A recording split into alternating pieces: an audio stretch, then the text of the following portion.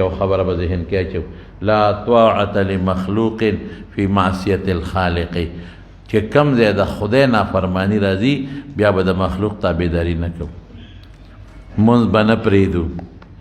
کور مونځ وکړه کور ولې وکړو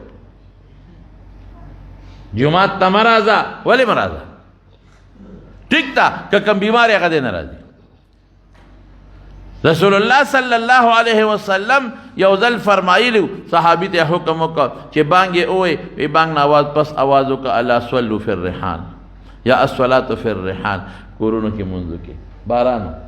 هغې ولې وی چې په خپله جومات کې وکړه چې کوم حاضر و هغې په جومات کې وکړه جمع په جومات کې ختمه نه کړه جومات ته جانده ونه واله خو چې کوم خلقو ته تکلیف و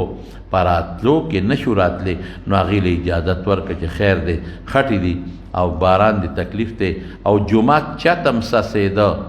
هغه چت داسې نه لکه زمونږ د لنټر یا پوخ چت د کجورو څانګې وې هغه به څڅېده لاندې به جومات لون شو نو که یو انسان ته تکلیف او جومات ته نشي راتلی لکه هغه مثال بالکل دی راځي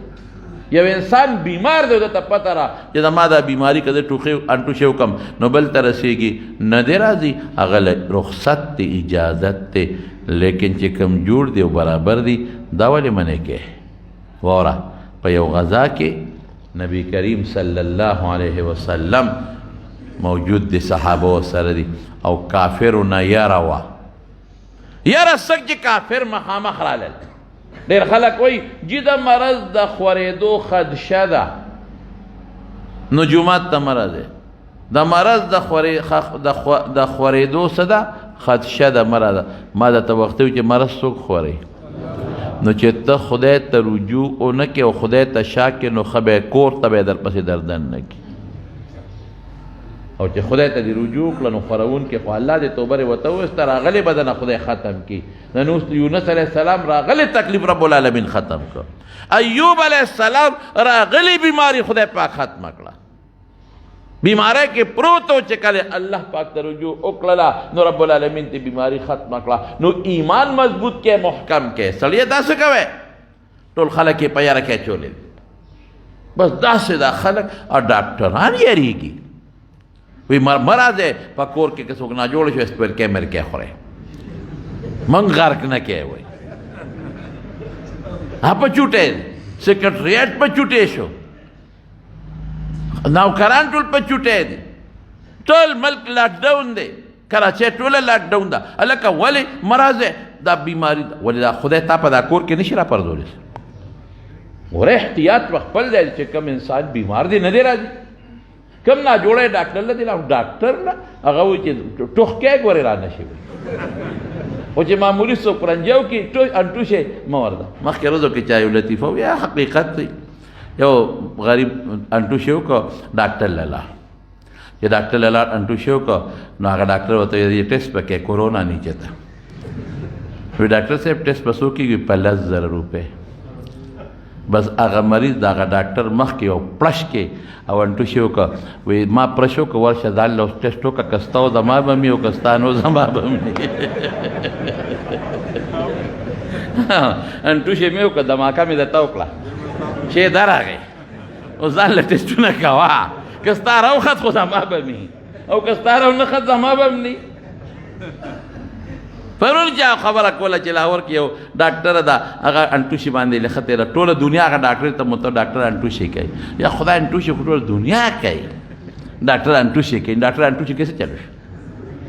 ځان کې ډاکټر ټوخېږي خو چې اصل نن سبا ډاکټران هم سم چل زده کړی دی اصل رقص سپېمه کې ګوتې وي او انټوشي کې مشر ورته وي هفته چوټي مې درکړه دا کورته مونږ غرق نه کې ابل چې ته مری معمول دا قصه ټوخې سیلې یاره جی مری مې ګری ها لس ورځې چوټي شوه زه کور کې نه را نشي مونږ غرق نه کې سم چل خلکو سم د ملک دی سم د مسلمانی دا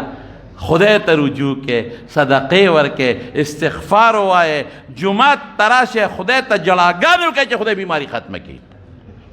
په کوم طرف روان یې د خدای نه به کوم دی پټېږي کور ته پټېږي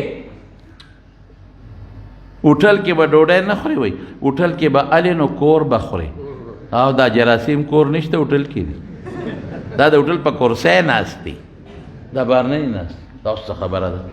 سړی عقل لږ پکار دی خدای ته رجوع پکار ده ټیک ته موږ وایو چې ډاکټر حکومت وقت کم احتیاطي تدابیر ښیي کوه بالکل هغې پوهېږي موږ نه پوهېږو خو دین به نه پرېږدو جمعې مونځ او د جمع مونځ دا به نه پرېږدو هغې به مختصر یې که زه مختصر به کړو خدای راوستی رانه ولې چې دا مونځ مونږ کوو ګنټه پرې لګي او چې مختصر کو 15-20 منټه لګي نو په 15-20 منټه کې جراثیم وایي زه نه درځم دا سخت مال غوس خنده هم راشي او غوسه هم راشي وی مونځ 15-10 منټه کې او نه 15-10 منټه کې تا سره لیکل کړي دي سټامپ چې دی کې زه څه نه وایم او د 15 منټو نه پس به بیا ضرب ته ګورم به در سره خدای الله ته به رجوع کوو مونځ به ځو خپل مونځ به کوو الله ته به لاس اوچتو چې رب العالمین نو نبی علیہ السلام مبارک ته مخامخ دشمن ولاړ دی قرآن شریف کې رب العالمین فرمایي